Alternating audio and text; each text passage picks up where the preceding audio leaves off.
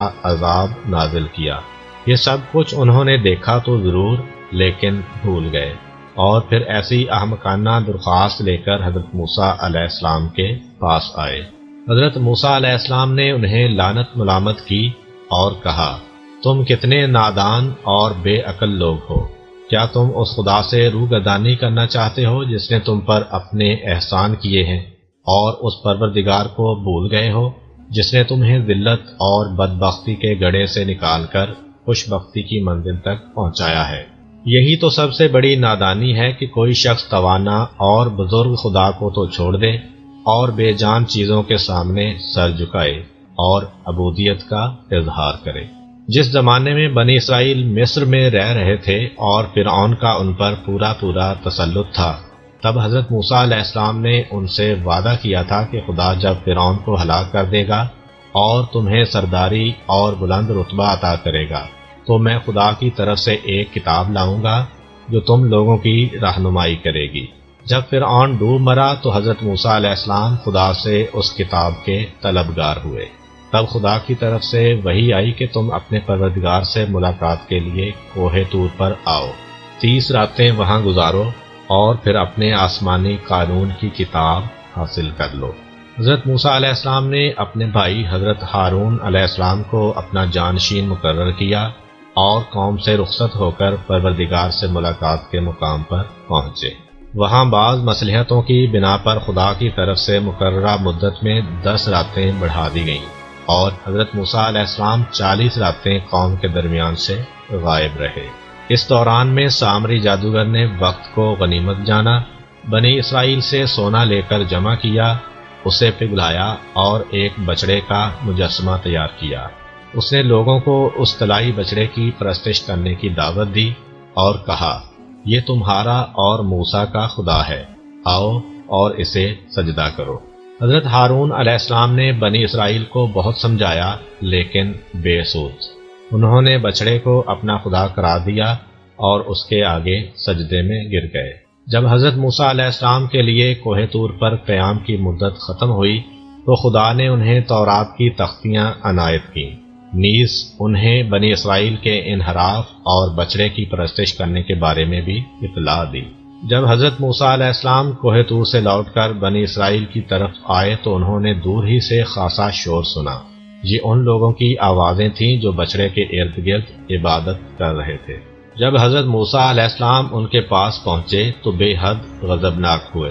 آپ علیہ السلام نے قوم کی حالت زار دیکھی تو ان پر لعنت ملامت کی اور انہیں توبہ کرنے کا حکم دیا۔ اور اس دور میں شرک جو ظلم عظیم ہے کی توبہ یہ تھی کہ مجرم کو قتل کیا جاتا تھا، جس طرح کہ ہماری شریعت مقدسہ میں بھی بعض گناہ جس طرح کے قتل عمد کی سزا قتل مقرر ہے۔ اب اس قتل کرنے کا طریقہ کیا تھا؟ اس سلسلہ میں 2 قسم کی روایتیں ملتی ہیں۔ ایک یہ کہ گسالہ پرستوں کو حکم دیا گیا کہ اپنی آنکھوں پر پٹیاں باندھ لیں اور شمشیر بکف ہو کر ایک دوسرے کو قتل کریں۔ چنانچہ اس طرح ہزارہ لوگ تہہ تیغ ہو گئے۔ ابھی کچھ لوگ زندہ تھے کہ خدائے تواب نے ان کی توبہ قبول کر لی اور ان کو معاف کر دیا۔ اس طرح جو قتل ہو گئے وہ شہید اور جو بچ گئے وہ تائب قرار پائے۔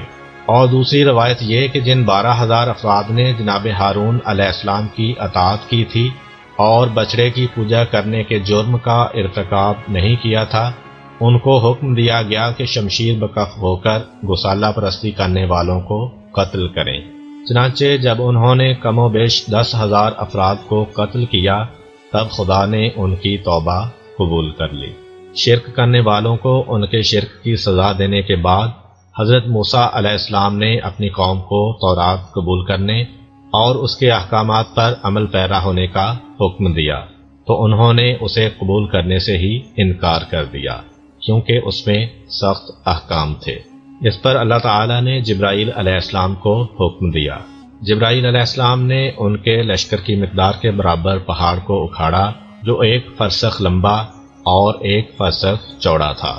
پھر بنی اسرائیل کے سروں پر صائبان کی طرح آدمی کے قد کے برابر اوپر رکھا اور فرمایا، تورات قبول کرو ورنہ میں اس پہاڑ کو تمہارے اوپر چھوڑ دوں گا۔ جب بنی اسرائیل نے دیکھا کہ اب فرار کا کوئی راستہ نہیں ہے تو انہوں نے تورات کو قبول کیا اور سجدہ میں گر گئے، اور سجدہ کی حالت میں پہاڑ کو بھی دیکھ رہے تھے۔ پس نصف پیشانی کا سجدہ یہود میں سنت بن گیا۔ وہ نصف پیشانی پر سجدہ کرتے ہیں اور کہتے ہیں کہ اسی سجدہ کی وجہ سے ہمارا عذاب دور ہوا تھا۔ اس کے بعد حضرت موسیٰ علیہ السلام اپنے بھائی ہارون علیہ السلام سے مخاطب ہوئے اور کہا، تم نے بنی اسرائیل کو کیوں گمراہ ہونے دیا؟ کیوں انہیں منع نہ کیا اور شریر لوگوں کے خلاف جنگ کیوں نہ کی تاکہ فتنہ دب جاتا اور لوگ محفوظ رہتے؟ ہارون علیہ السلام نے انتہائی دکھ اور افسوس کے ساتھ کہا، بھائی جان، آپ مجھے نہ پکڑیں اور مجھ پر غضبناک نہ ہوں۔ ان لوگوں نے مجھے کمزور خیال کیا اور میری باتوں کی پرواہ نہیں کی، بلکہ قریب تھا کہ یہ مجھے قتل کر دیتے۔ آپ ایسا کر کے مجھ پر دشمنوں کی زبانیں نہ کھلوائیں۔ مجھے ڈر تھا کہ اگر میں نے جنگ کی تو آپ کہیں گے کہ تم نے بنی اسرائیل میں پھوٹ ڈال دی۔ آہستہ آہستہ حضرت موسیٰ علیہ السلام کا غصہ دھیما پڑ گیا اور وہ مسئلے کے حل کے بارے میں غور کرنے لگے۔ سب سے پہلے انہوں نے فساد کی جڑ کا پتہ چلایا اور پھر سامری کو مخاطب کر کے کہا، تم نے یہ حرکت کیوں کی اور بنی اسرائیل کو کیوں گمراہ کیا؟ اس نے جواب دیا، میں نے وہ چیز دیکھی جو دوسرے لوگ نہیں دیکھ پائے۔ جس دن فرعون غرق ہوا، میں نے خدائے تعالیٰ کے فرشتے جبرائیل علیہ السلام کی سواری کے پاؤں تلے کی مٹی اٹھائی تھی، پھر وہی مٹی میں نے بچڑے کے منہ میں ڈال دی، جس سے اس میں بولنے کی قوت پیدا ہو گئی اور لوگ اسے سجدہ کرنے لگے۔ اب حضرت موسیٰ علیہ السلام بنی اسرائیل کی طرف متوجہ ہوئے اور فرمایا، اے لوگو، کیا خدائے تعالیٰ نے تم سے وعدہ نہیں کیا تھا کہ اگر تم اپنے ایمان میں ثابت قدم رہو گے تو بھلائی اور خوش نصیبی سے بہرہ مند ہوگے؟ تم نے میرے ساتھ کیے گئے عہد و پیمان سے سرتابی کیوں کی؟ کیا تم چاہتے تھے کہ تم پر خدا کا عذاب نازل ہو جائے؟ انہوں نے جواب دیا، ہم نے اپنی مرضی سے آپ کی حکم عدولی نہیں کی۔ اگر سامری ہمیں گمراہ نہ کر دیتا تو ہم خدا کی راہ میں ثابت قدم رہتے، لیکن اس نے ہمارے ہی سونے کے زیورات سے یہ بچڑا تیار کیا اور ہمیں بہکا دیا۔ چنانچہ انہوں نے اپنے کیے پر ندامت اور پشیمانی کا اظہار کیا۔ خدا تعالیٰ سے معافی مانگتے ہوئے کہا، اگر خدا ہم پر رحم نہ کرے اور ہمیں نہ بخشے تو ہم نقصان اٹھانے والوں میں سے ہو جائیں گے۔ حضرت موسیٰ علیہ السلام نے فرمایا، تم نے بچڑے کی پرستش کر کے اپنے آپ پر ظلم کیا ہے، اب خدا کی بارگاہ میں جا کر اس سے مغفرت طلب کرو۔ سامری جادوگر کہ جو اس عظیم فتنے کو وجود میں لایا تھا، خدا نے اس کو ایسے عذاب میں گرفتار کیا کہ نہ وہ لوگوں سے مل سکتا تھا اور نہ ان کی محفلوں میں شریک ہو سکتا تھا، کیونکہ اسے لوگوں سے مل کر کوفت ہوتی تھی۔ اس لیے وہ مجبور تھا کہ وحشی جانوروں کی طرح جنگلوں میں رہا کرے۔ اس کے علاوہ اس کے لیے آخرت میں بھی دردناک عذاب مہیا فرمایا۔ حضرت موسیٰ علیہ السلام نے طلائی بچڑے کو آگ میں ڈال دیا اور اس کی راکھ سمندر میں پھینک دی۔ یوں انہوں نے اس جرم اور گناہ کے آثار تک مٹا دیے۔ جناب موسیٰ علیہ السلام نے ان لوگوں کو بشارت دی کہ تم لوگ اپنے آباء و اجداد کی سرزمین کنعان یعنی فلسطین واپس جاؤ گے، اور وہاں خدا تمہیں بڑا اقتدار اور وقار عطا فرمائے گا۔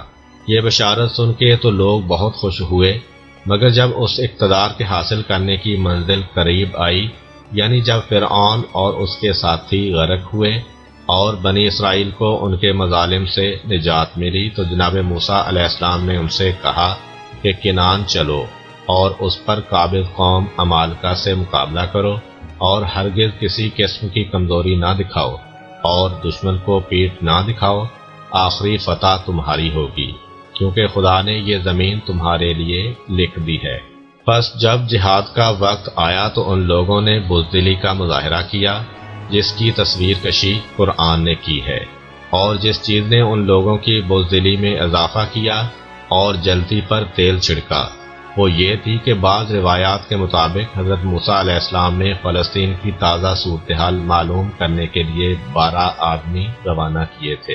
انہوں نے کچھ عرصہ وہاں قیام کیا اور قابض قوم کے حالات و واقعات کا جائزہ لیا، اور جب واپس آئے تو باوجود یہ کہ جناب موسیٰ علیہ السلام نے ان سے فرمایا اپنے چشم دید واقعات میں سے کوئی ایسا واقعہ بیان نہ کرنا جس سے قوم کا حوصلہ پست ہو، مگر ان 12 اشخاص میں سے 10 نے تو حکم عدولی کرتے ہوئے برملا بنی اسرائیل کے سامنے اس قوم کی قوت اور طاقت، قد کاٹ اور ان قلعوں کے مضبوطی کے واقعات کچھ اس انداز سے بیان کیے کہ ان لوگوں کے چھکے چھوٹ گئے، اور بالآخر بڑی جرأت و جسارت کے ساتھ جناب موسیٰ علیہ السلام سے کہہ دیا کہ ہم ایسی قوم سے نہیں لڑ سکتے، اور شام کی سرسبز زمین، ٹھنڈے اور میٹھے پانی کے چشموں اور وہاں کے لہلہاتے ہوئے باغات پر قبضہ کرنے اور ان سے لطف اندوز ہونے کے ذوق شوق میں اپنی زندگیوں سے ہاتھ نہیں دھو سکتے، اور اپنی بیویوں کو بیوہ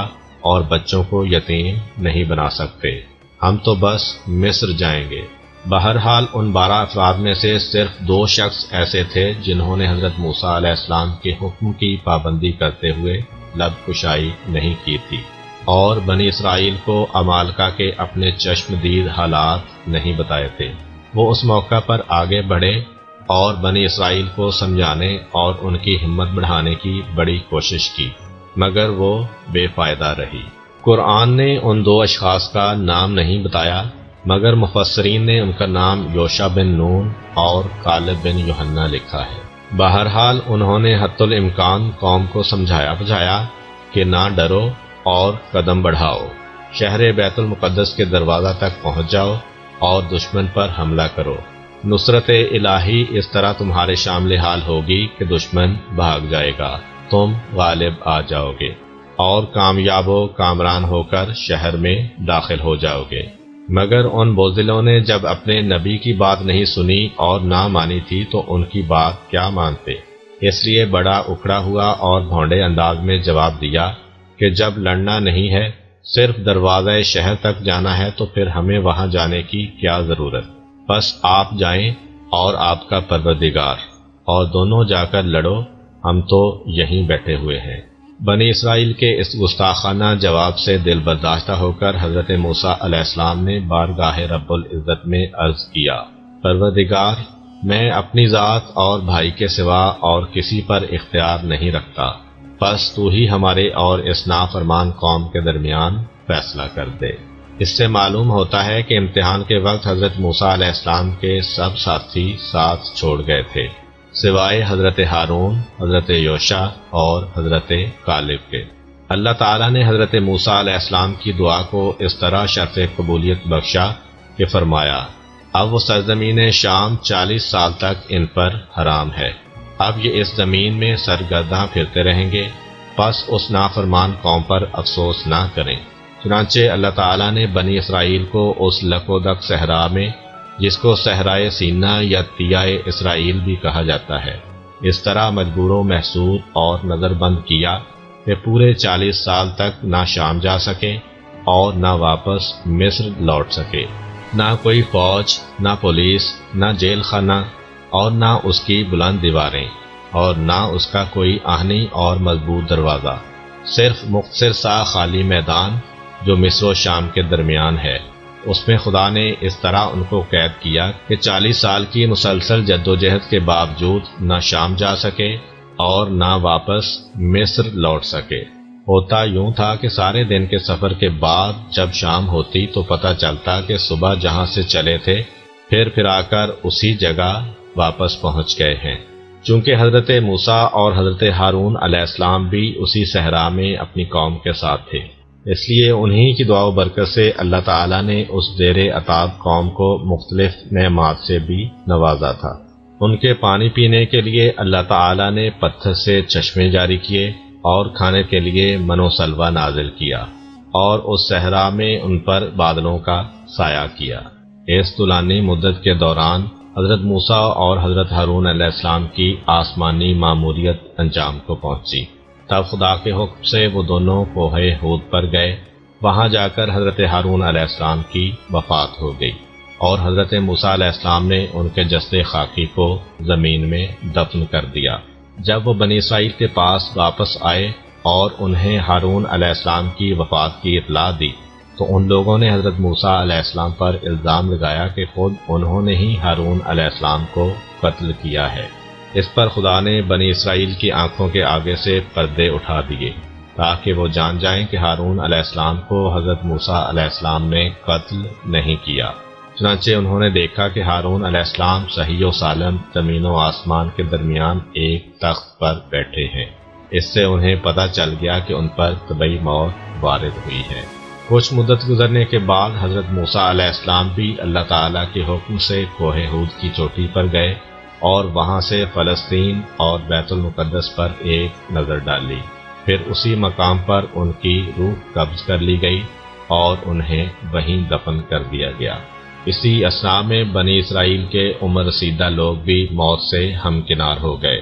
بعد ازاں خدائے علیم و حکیم نے حضرت یوشع بن نون جو کہ حضرت موسیٰ علیہ السلام کے جانشین تھے، عہدہ نبوت پر سرفراز فرمایا اور 40 سال کی مدت قید ختم ہونے کے بعد بنی اسرائیل کے باقی ماندہ افراد اور نئی نسل کو ہمراہ لے کر جہاد بیت المقدس کے لیے روانہ ہوئے اور خدا کے وعدہ کے مطابق ارض مقدسہ اور شام اور اس کے علاقہ کینان پر جہاد کر کے اپنا اقتدار قائم کیا، اور اس طرح بے پناہ دولت ان کے ہاتھ آئی۔